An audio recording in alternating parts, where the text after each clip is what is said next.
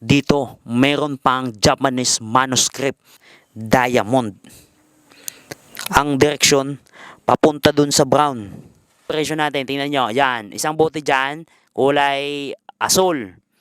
Dito, patagilid, slide, nakaturo dyan, papunta. Ayan, kung inyong makikita mga kasamang hunters, itong technique natin ay ilagyan na natin ng sakos ilalim dahil may mga markings kasi sa ilalim mga kasama na baka mahulugan ng bato. Tinibag natin itong gilid. Yan, kung inyong makikita, tinibag natin yan. Dahil sinapin na natin ng sako para hindi na mabilis na hindi na tayo papala dahil itong sako diretso sa ating kartilya. Ngayon, itong markings, ito yung iniwan natin nung sa operation natin. Yan. Hindi natin pa tinanggal. Ngayon, yung ginagawa natin, kiniklearing natin itong taas. Mabuti na lang, hindi natin nasundot ng isa pang markings. Yan, kung inyong makikita mga kasamang hunters, diyan nakatago sa gilid. Mabuti na lang, pag sundot ng barit ng mga kasamang hunters, hindi siya nabasag. Kung inyong makikita yan, kita nyo po mga kasamang hunters, yan, bote. Yan, i-close up na lang natin. Yan.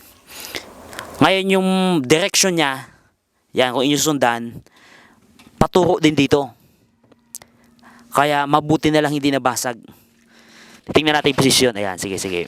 Birahin mo. Ayan. Ayan, kita mo ang posisyon mga kasamang hunters. So, ayan. Ang direksyon, papunta doon. Talagang planado mga kasamang hunters. Ayan ang ganda. Ayan. Nakapasil talaga itong operation natin mga kasamang hunters. Kung inyong makikita, naka-organize ang mga markings.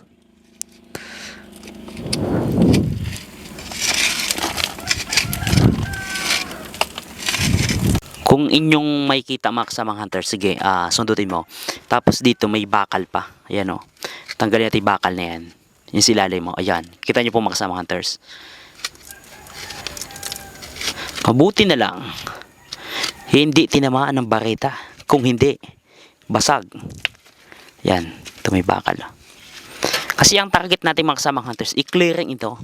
Dahil may mga markings dun sa ilalim na ayaw nating magalaw yung posisyon niya. Kasi nga tinitingnan natin yung direction.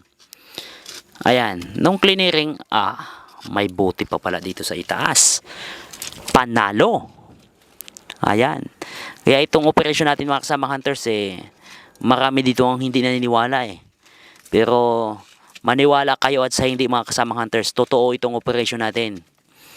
Madami na kasi sa treasure sa mga treasure operation ang hindi naniniwala Alam nyo dito sa operation natin mga kasamang hunters, kaya hindi naniniwala dito yung iba. Kasi may mga hunters kasi na hindi na nga legit yung operation. Kaya madaming nabuang dito mga kasamang hunters sa trabahong ito. Kaya mga hunters, pero sa mga totoong hunters, tuloy-tuloy lang kayo. Alam ko ang inyong ginagawa at sarili nyo naman ang nakakalam niyan. Ang gandang bakal mga kasamang hunters, panalo. Ayan ayan, nakaturo doon sa bakal, papunta doon sa baba. Ayan, baka sabihin nyo, nilagay na naman yan. Hindi nilagay yan mga kasamang hunters. Kita-kita nyo, kinalawang na Kapag mga ganito mga kasamang hunters yan, matatanggal na. Ipapaliwanag ko lang kasi may nagtatanong na bakit daw low soil, hindi, buwaghag. Ganito yung mga kasamang hunters. Kapag ang tunnel ay closed, tapos ang lupa ay ibinalik, buwaghag talaga. Pero kung nasa surface yun, sa labas yan mga kasamang hunters, ulan-init, sumisiksik ang lupa. Dito kasi hindi na makapasok yung ulan-init. Kaya kahit ilang years na dumaan, 1940s pa hanggang 2024, yung lupa buwaghag pa din yan. Kita nyo, buwaghag yan. Para detalyado sa inyong isipan ang ating operation. Sa lahat ng mga sumusubaybay. Actually, ito talagang kabuuan yan mga kasamang hunters. Nung una, yan, ito may nakuha tayong bote dyan. Isaksak mo. Yung blue na yan mga kasamang hunters, nakuha natin ganyan ang posisyon yan. Tanggalin mo tanggalin mo ulit. Yan, kita nyo, nakasukat pa yan. Sukat yan Yan, kita nyo, may mga ugat-ugat pa nga ng kahoy na katunayan na matagal na talaga yan. Ibalik mo, ayan. Yan, sige, saksak mo dyan. Yan, para makita ng mga hunters natin. At magkaroon sila ng idea. Ganyan ang operation natin. Tapos, pagbaba mo dito, ayan, may isang bote na naman brown. Tapos, nakaslide siya. may tinuro dyan na parang letter L na bakal. Kinalawang na, kita nyo naman.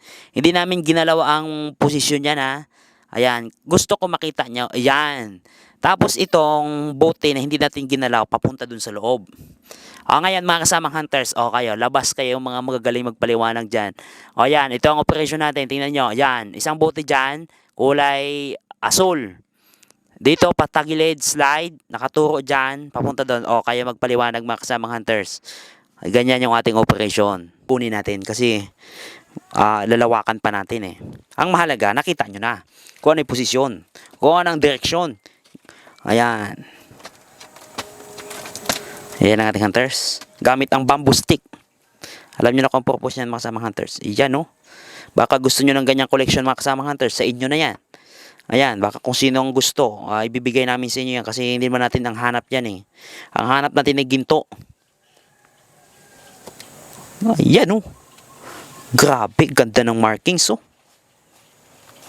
Diamond, S, may letter S, may number 7. Saan nakuha dyan? Yan, kita nyo naman ang pinag-alagyan. Letter S, diamond. Ang direksyon papunta dun sa brown. Yan. Ayan, kita nyo po mga markings natin mga kasamang hunters. Hindi pong karaniwan yan, pang malakasan yan. Baka kung may gusto nyan, inyo na lang mga kasamang hunters.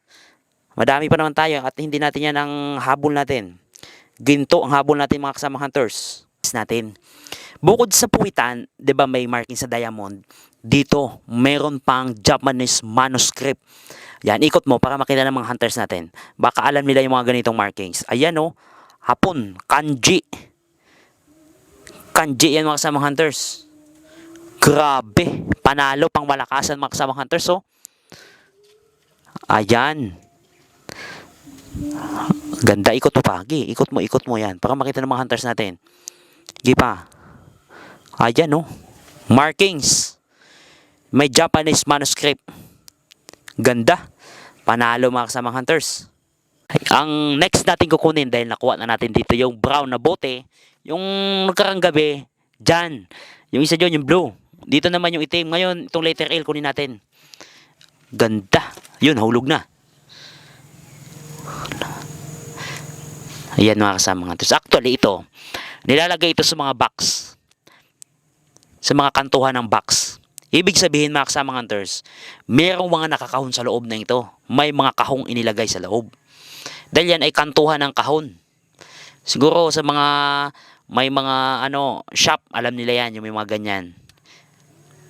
Uso yan ng mga 1940s, yung mga kantuhan ng kahon. Ganyan. Nakuha natin dito. Next natin kukunin mga kasamang hunters. Ang next natin kukunin, ayan. Brown din yan, iniwan natin kagabi yan eh. Dahil nga ay inabot tayo ng gabi. Brown din yan. Yan, iningatan. Papunta sa loob, pointer doon. Ang kagandahan sa ating markings mga kasamang hunters, yung mga markings natin, puro inside, papasok. May mga markings kasi na outside. Pero sa natin, sa ating situation ngayon, puro inside. Kita nyo, nakatutok pa loob. Brown din. Ayan, tingnan mo sa gilid. Baka may mga manuscript di kagaya ng una. Gandang bote mga kasamang hunters. Oh. Sa puwitan, wala na. Natuyo na yan kasi kagabi pa yan. Ganda. Panalo mga kasamang hunters. Yan oh. Yan, may mga damo-damo na sa loob. Yan, sige, ipunin natin. Lagay mo dun sa may lagayan natin mga kasamang hunters. Yan.